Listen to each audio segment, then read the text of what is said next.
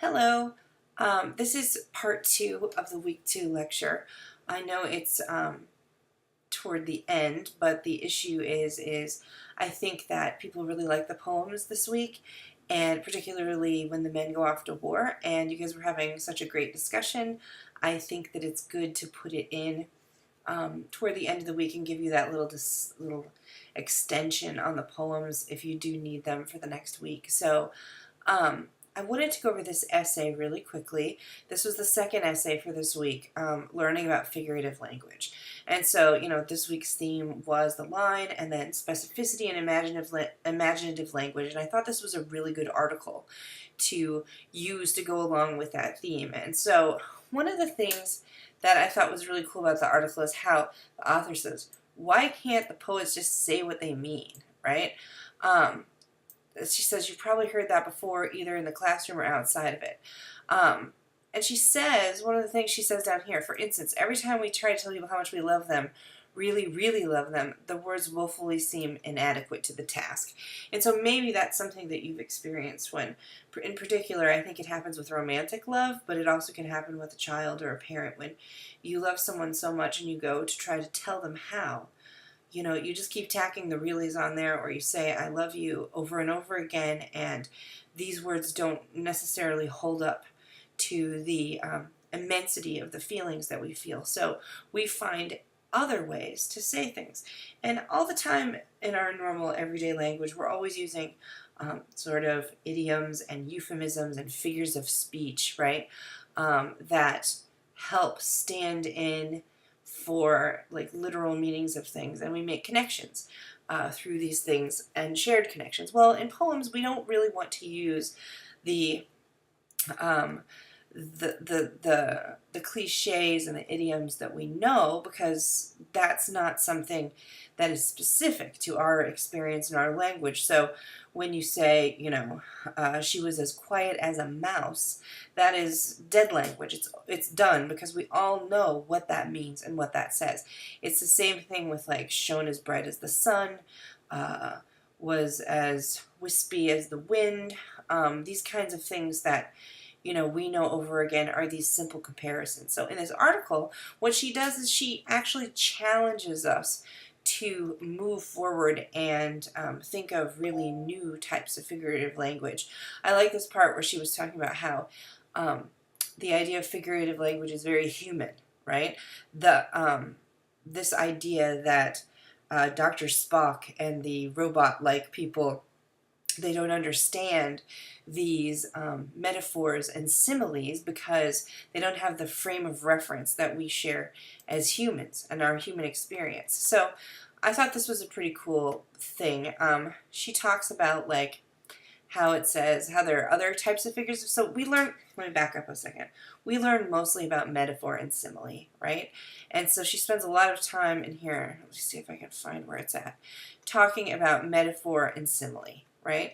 And so she says that metaphors have, are to say something like, here, I'm a steamroller, baby, and it says I am, whether and a simile generally uses like or as. So rock you like a hurricane, or she was as quiet as a mouse, right? That's a simile. Whereas a metaphor, you'd say she was a quiet mouse. But you wouldn't say either one of those things, because those are dead metaphors, because they've been used over and over and over again.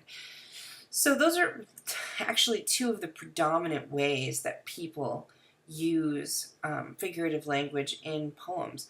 But there's also figurative language, other types that we use in speech, which also, it pays to be aware of them. I have not assembled a lot of them now. A lot of them have a basis in rhetoric and the rhetorical structure of sentences, and also tone and these kinds of things. So she goes over this cool one, which is a aposiopesis, which I don't even know if that's how you pronounce it for sure, because some of this stuff is new for me, but she says, I can't even, right? That's what people say. Like, another one that's a lot of things that young people say, like, that experience I had in the Starbucks had me like, and you don't say the last word on the thing.